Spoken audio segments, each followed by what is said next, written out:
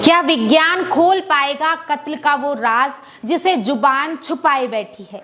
जालोर का वो बहुचर्चित गणपत सिंह हत्याकांड जिसकी गूंज आज भी शांत नहीं हुई और उसमें अब एक ऐसा मोड़ आया है जिसने पूरी जांच की दिशा बदल दी है। आरोपी गजेंद्र, जिसने कभी नार्को टेस्ट के नाम पर 2 करोड़ की गारंटी मांगी थी और आज वो खुद गिड़गिड़ा रहा है कि साहब मेरा नार्को टेस्ट करवा लो। आखिर ऐसा क्या हुआ कि शर्तों की दीवार ढह गई और अब आरोपी बिना किसी शर्त के ब्रेन मैपिंग के लिए तैयार है। क्या ये बेगुनाही का सबूत है या फिर कानून को उलझाने की कोई नई चाल है। ये मामला अब जालोर की अदालत की चौखट पर है और आरोपी गजेंद्र के वकील नंदपाल सिंह ने एक ऐसा प्रार्थना पत्र पेश किया है जिसने सबको चौंका दिया।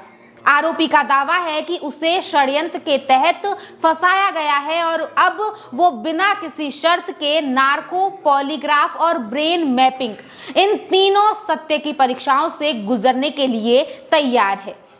वहीं गजेंद्र, जिसने पहले कहा था कि अगर टेस्ट से उसकी मानसिक स्थिति खराब हुई तो 2 करोड़ रुपए चाहिए, और वो आज कह रहा है कि सच्चाई सामने लाने के लिए वो कुछ भी करने के लिए तैयार है।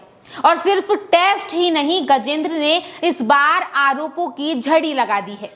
उसने पुलिस और पीड़ित पक्ष पर गंभीर सवाल उठाए हैं, जिसमें पहला आरोप लगाया है कि पुलिस ने गिरफ्तारी के दौरान 3rd डिग्री दी और डरा धमकाकर कागजों पर दस्तखत करवाए। वहीं दूसरा आरोप लगाया है कि सोशल मीडिया और धरने प्रदर्शन के जरिए पुलिस पर दबाव बनाकर उसे बलि का बकरा बनाया गया। और आपको बताएं कि तीसरा आरोप उसने लगाया है पीड़ित परिवार के साथ पुरानी रंजिश के चलते अवैध संबंधों की मनगढ़ंत कहानी रची गई और उसे ब्लैकमेल किया गया।